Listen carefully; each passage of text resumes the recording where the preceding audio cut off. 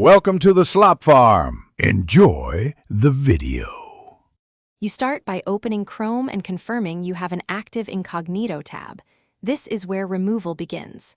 Tap the square tab button at the top or bottom depending on your layout, then look for the mask icon or the word Incognito. Once located, make sure you're on the Incognito tab group and not a normal tab. This step establishes context, so you don't accidentally close the wrong tabs. Now prepare to exit the Incognito group safely, without losing needed normal tab. With the Incognito group visible, swipe each Incognito tab off the screen to close it, or tap the three-dot menu and choose Close All Incognito tabs. This removes all private pages at once. Make sure to review quick previews before closing so you don't lose anything you intended to keep in a normal tab. Once done, Chrome clears session data for those tabs.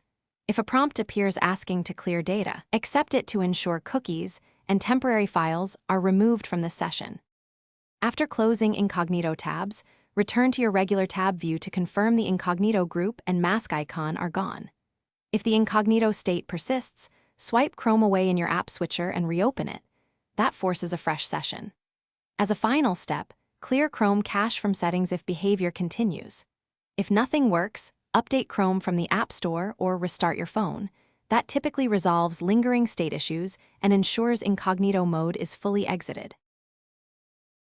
Thanks for watching. Consider subscribing if we helped you today.